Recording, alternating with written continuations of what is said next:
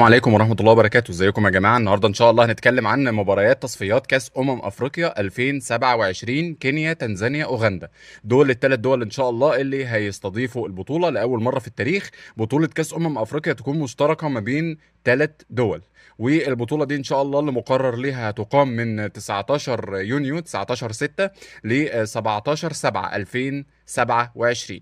ان شاء الله النهارده هنتكلم عن مباريات تصفيات كاس افريقيا والمجموعات، ونظام التصفيات ومواعيد مباريات التصفيات، وهنهتم شويه كمان بالمنتخبات العربيه. طيب يلا نخش على طول في الموضوع عشان الفيديو ما يطولش. التصفيات ان شاء الله مقرر ليها ان هي هتتلعب على ثلاث توقفات دوليه. التصفيات عباره عن 48 منتخب مقسمين على 12 مجموعه، كل مجموعه فيها اربع فرق. الاول والثاني دايركت هيتاهلوا للبطوله على طول، اللي طبعا بتضم بقالها فتره كبيره، بتتلعب ب 24 منتخب. طيب البطوله دي زي ما قلت لحضراتكم هتتلعب على ثلاث توقفات دوليه. التوقف الاول هيكون من 22 9 ل 6 اكتوبر 2026. التوقف الثاني من 9 11 ل 7 11 2026. والتوقف الاخير واللي هيكون فيه الجوله الخامسه والسادسه هيكون من 22 3 ل 30 3 2027.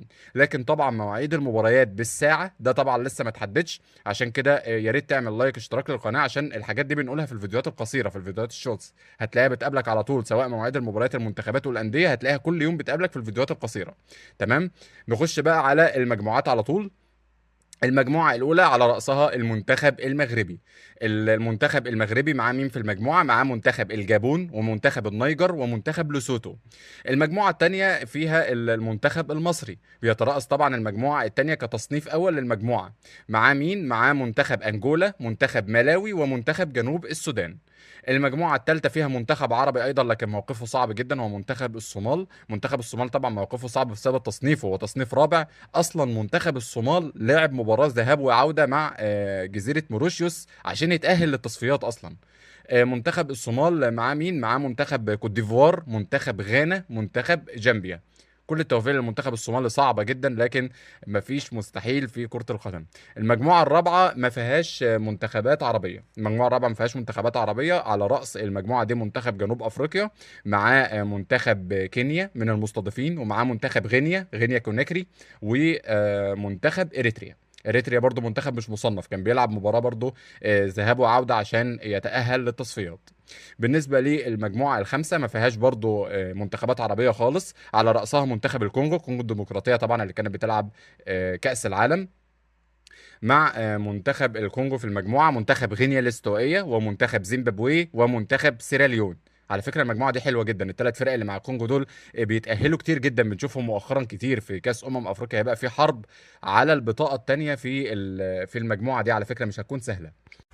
المجموعة بقى المجموعة السادسة فيها طبعا المنتخب الموريتاني. كل التوفيق للمنتخب الموريتاني، ان شاء الله يقدر يحجز بطاقة في المجموعة دي. معاه منتخب بوركينا فاسو، ده المصنف الاول للمجموعة. معاهم منتخب بنين ومنتخب جمهورية افريقيا الوسطى. بنين ساعات بيصعد، لكن منتخب الموريتاني ان شاء الله يشد حيله ويكون هو الصاعد مع منتخب بوركينا. المجموعة السابعة فيها منتخب جزر القمر، ايضا يحسب من الدول العربية، وان شاء الله برضو يقدر يحجز بطاقة. المصنف الاول في المجموعه دي هو منتخب الكاميرون. ومعاهم منتخبين يعني هم مش جامدين قوي لكن ساعات بيعملوا مفاجآت، المنتخب جمهوريه الكونغو ومنتخب ناميبيا. المنتخبين دول مش جامدين لكن ساعات بيعملوا مفاجآت كده مش متوقعه. المجموعه الثامنه فيها منتخبين عربيين، منتخب تونس ومنتخب ليبيا. معاهم مستضيف من الثلاث مستضيفين منتخب اوغندا، ومعاهم في التصنيف الرابع في المجموعه منتخب بوتسوانا. ان شاء الله باذن الله يكون يعني باذن الله المشاركه تكون عربيه خالصه باذن الله. وطبعا منتخب اوغندا كده كده هيشارك لانه من المستضيفين. ولكن طبعا هم حظهم وحش جدا، حظهم وحش لان ما ينفعش طبعا تونس وليبيا يتاهلوا مع بعض، لان المجموعات يا جماعه اللي فيها البلاد المستضيفه اللي هم كينيا وتنزانيا واوغندا، البلاد دي لازم تتاهل تلقائي بغض النظر عن نتائجهم في مجموعات التصفيات. يعني حتى لو منتخب عفوا مين اللي معاهم، منتخب اوغندا مثلا طلع مركز رابع في المجموعه، فهو هيتأهل برضه لأن هو من المستضيفين. وكذلك برضه مع كينيا وتنزانيا. فيعني المجموعة دي تقريبا محسومة. المنتخب التونسي إن شاء الله هيكون في المركز الأول وهياخد معاه البلد المستضيف. المجموعة التاسعة بقى فيها منتخب الجزائر وفيها منتخب توجو، معاهم في المصنف الثاني منتخب زامبيا، منتخب مش سهل، ومنتخب بوروندي. يعني المجموعه دي برضو محسومه الجزائر وزامبيا اصلا في قبل ما البطوله تبدا، يعني ان شاء الله قبل ما مباريات التصفيات تبدا يعني.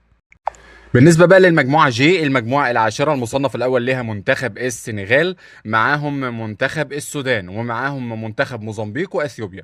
إن شاء الله المنتخب السوداني والله يقدر يصعد، يعني منتخب أثيوبيا أصلا منتخب مش مصنف، برضو كان لاعب مباراة ذهاب وعودة عشان اصلا يجي للتصفيات. فيعني ان شاء الله باذن الله منتخب السودان بس يتخطى عقبه منتخب موزمبيق، لان منتخب موزمبيق من المنتخبات المتعوده الحقيقه انها تشارك بشكل كبير في كاس افريقيا. في المجموعة 11 منتخب مالي، معاه منتخب الرأس الأخضر، طبعا الكل دلوقتي بقى عارف مين هم الرأس الأخضر، معاهم منتخب رواندا ومنتخب ليبيريا.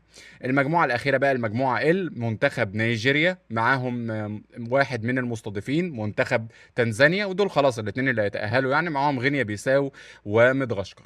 والله أنا شايف إنه المجموعات يعني محسومة بشكل كبير.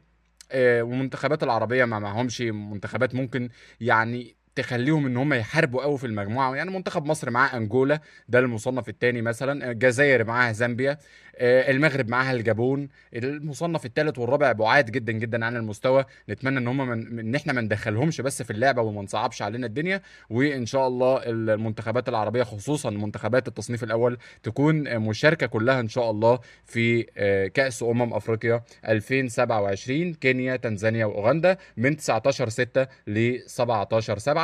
لو عجبك المحتوى يا ريت تدعمني بلايك واشتراك، وتتوقع في التعليقات مين ان شاء الله باذن الله هيكون بطل كاس افريقيا 2027. السلام عليكم.